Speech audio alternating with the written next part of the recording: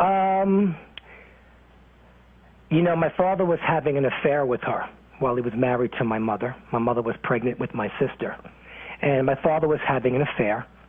And, you know, when my mother found out, she kicked him out of the house. Okay? He ended up marrying that woman. And through the years, when I met with my father, she was kind of cold to me. And we had a couple of, you know, things that she didn't want anybody to get close to my father.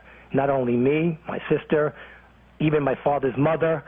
She made sure that she wanted to keep my father for herself, and they ended up moving out to Vegas, and they adopted a baby girl. And I don't, you know, but I'm sure she had something to do. But I look at it this way, Bob. You know, he's still my father, and even if she hated our guts, and she said to my father, I don't want you talking to your kids. We have a new family now. Let's get on with our lives. My father could have been man enough to say, listen, Patty, these are my kids.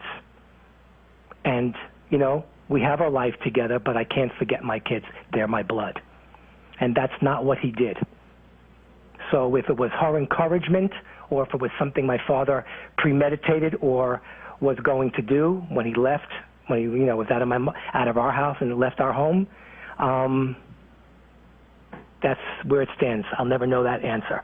But it takes two to tango, and I'm sure she wasn't encouraging him to you know, to call me up and all that stuff, because he never really gave me any kind of a call unless it was to complain about a bill or something that he received from a doctor. You know, I'm lucky I got his phone number. When I called his house out in Las Vegas and she picked up the phone, she always screened the calls. So I had difficulty with that. And then when I meet my father, he said I was disrespectful to her. So I had that to deal with. It was hell. It was hell. Now, what happened to his second wife? She passed away. Now, I think she passed away about 5 years ago. I beg your pardon? She passed away about 5 years ago. About 5 years ago. Did you not want to come out with this book while she was living? Oh, it had nothing to do with her. She had no bearing on it. Nothing to do with her. It was all about my grandmother and my family. That's why I'm coming out with the book now. And it's also a letter to my father. I needed to live a while. I needed to be, you know, I'm 52 years old, so I needed to be around a while so I can write a story and write all the experiences I had with my father and with my grandmother and all that. I mean, my grandmother encouraged a relationship with my father. She spoke very highly. There's a wonderful video of me interviewing my grandmother on my website, dearpatcooper.com. You could also purchase the book there. It's got the Amazon link. My book is on Amazon.com. And there's a wonderful video that I did with my grandmother interviewing her about my father from 1986. And, you know, my father didn't want anything to do with his own mother. In fact, the last thing he said to me 13 years ago when I saw him in the street, I accidentally ran into him on Fifth Avenue. The last words he said to me was, and when she dies, don't any of yous call me. He was referring to his mother. And I just felt like, I didn't know if I wanted to lunge at him. I didn't know if I wanted to melt into the cement. I didn't know what to do. I was actually on my way to my grandmother because she was dying. I was actually on the way to go visit her. And I don't know. So have you heard from your father? I haven't heard directly from my father. I don't really feel that he would contact me, but I heard from his camp.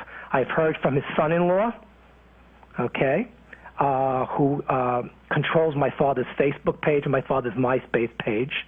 He won't even let me on there as a friend. He won't let me on there as a fan. He threatened me about going to a lawyer that everything in the book better be true and not about his family, like I'm not part of the family, and that he would sue. Now, who said that? His son-in-law, Rob, the one that married his adopted daughter. I see, the son. So I got some of the threatening emails like that and stuff, and then all of a sudden it just stopped. And he also posted something on my father's Facebook page. He posted a picture of my grandmother on my father's Facebook page and said derogatory things about her on the Facebook page, which was a disgrace. And I can't believe that my father would allow something like that. That But also hurt he very obviously did, otherwise he would put a stop to it, wouldn't he? Exactly. I mean, I know my father's not computer savvy. I mean, it's obvious. But I know he's paying this guy. I know he's paying his son-in-law to control all his promotion and everything on Facebook and MySpace, because that's the way to go today with promoting anything or where he's going to be performing. They put all that stuff on there.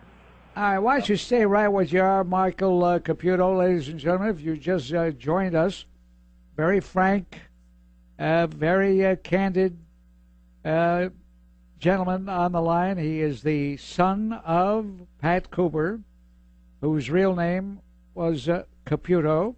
This is Michael Caputo. We're going to get right back to you, Michael. Stay right where you are, straight ahead.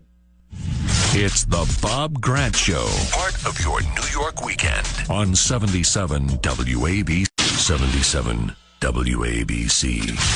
All right, ladies and gentlemen, let's get back to Michael Caputo, son of Pat Cooper, who authors a book. It's an open letter to his father entitled Dear Pat Cooper.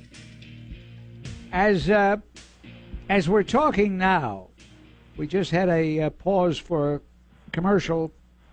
What were your thoughts? Were you thinking that maybe this is a little too uncomfortable, that maybe you wish you hadn't done it?